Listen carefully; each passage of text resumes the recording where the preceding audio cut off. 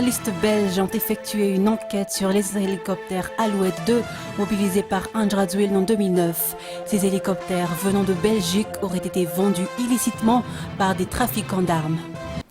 Des journalistes belges ont effectué une enquête sur les hélicoptères Alouette 2 mobilisés par Andradzuil en 2009. Ces hélicoptères venant de Belgique auraient été vendus illicitement par des trafiquants d'armes. Chose étonnante, ces hélicoptères au nombre de 4 se sont retrouvés à Madagascar après le coup d'État d'Andradzuil en 2009. Enquête avec TV5 Monde. Pu atterrir entre les mains d'un trafiquant d'armes et chose étonnante, ces hélicoptères se sont retrouvés à Madagascar après le coup d'État d'Andradzuil en 2009. Reportage de nos confrères de la RTBF. Des armes belges aux mains d'inconnus, c'est ce que révèle aujourd'hui la Libre Belgique.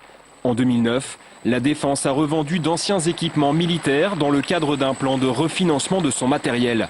À l'époque, 23 hélicoptères démilitarisés de type Alouette 2 sont vendus à une société basée à Bruxelles et dirigée par un certain DV. Fin 2009, 4 de ces appareils arrivent à Madagascar, à la disposition de l'armée du président Rajoelina, auteur d'un coup d'État un an plus tôt. Problème, ces appareils ne pouvaient pas quitter le territoire belge.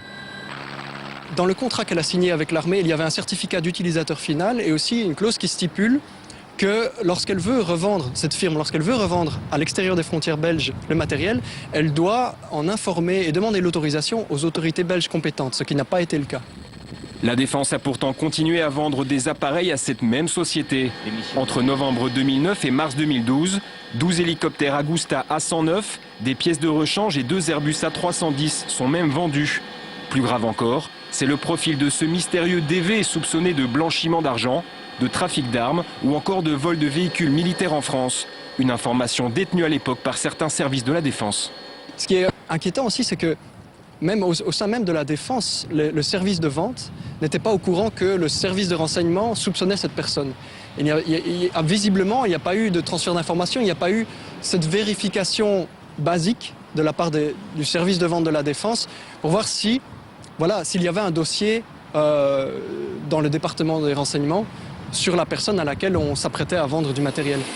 Le ministre de la Défense, Pieter De Crème, ne souhaite pour l'instant faire aucun commentaire sur cette affaire qui risque de ternir l'image de l'armée belge. Impossible de dire si l'exemple malgache s'est répété dans d'autres pays. Ce qui est sûr, c'est que cette situation met en avant les problèmes éthiques et politiques de vente de matériel militaire en Belgique.